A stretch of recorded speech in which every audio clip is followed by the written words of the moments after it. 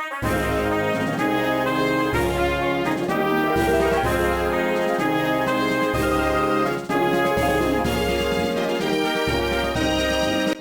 Gibeonites avenged. During the reign of David, there was a famine for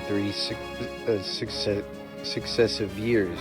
So David sought the face of the Lord. The Lord said, "It is on account of Saul and his blood-stained house. It is because he put the Gibeonites to death." The king summoned the Gibeonites and spoke to them. Now the Gibeonites were not a part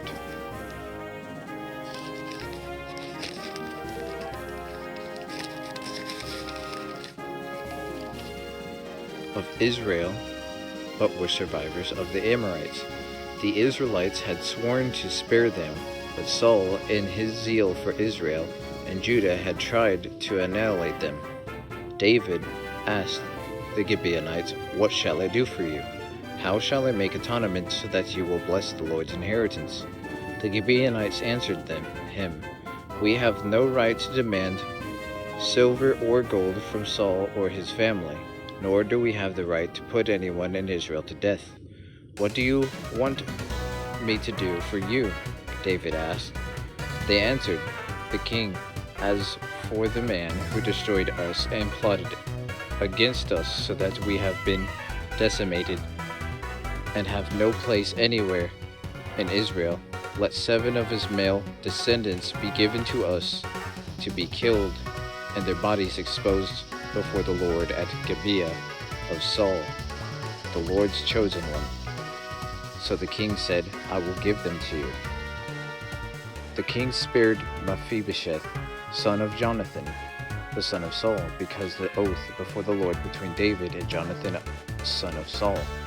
But the king took Armani and Mephibosheth, the 2 sons of Aiah's daughter, Rizpah, whom she had borne to Saul, together with the 5 sons of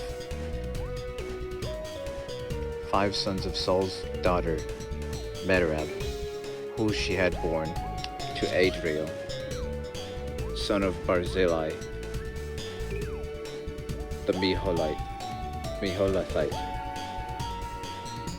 He handed them over to the Gibeonites, who killed him and exposed their bodies on the hill before the Lord. All 7 of them fell together.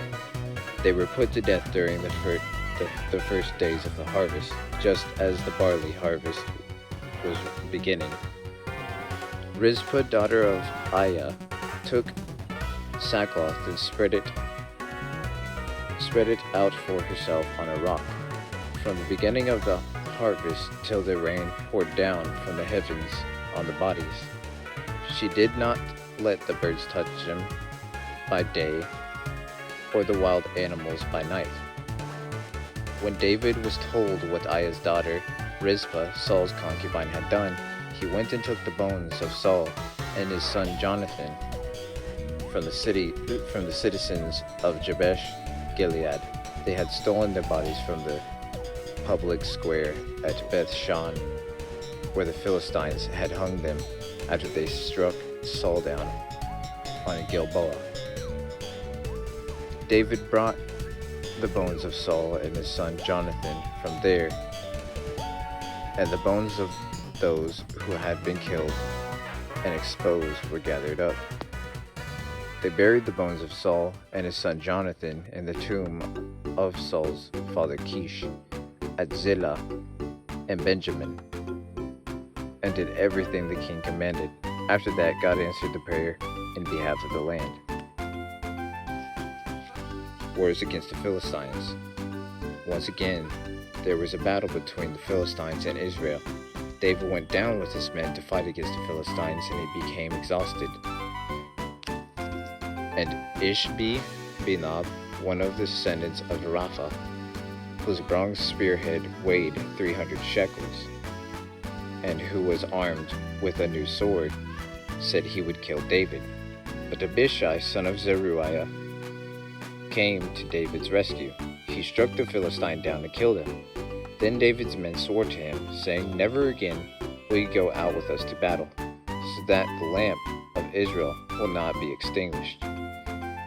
In the course of time, there was another battle with the Philistines at Gob.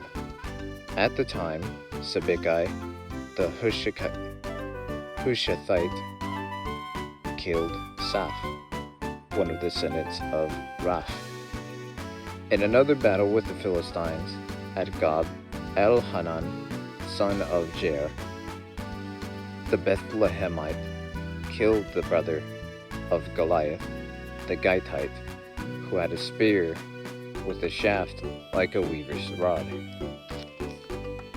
In still another battle which took place at Gath, there was a huge man with 6 fingers on each hand and 6 toes on each foot, 24 in all. He also was descended from Rapha. When he taunted Israel, Jonathan, son of Shemiah, David's brother, killed him.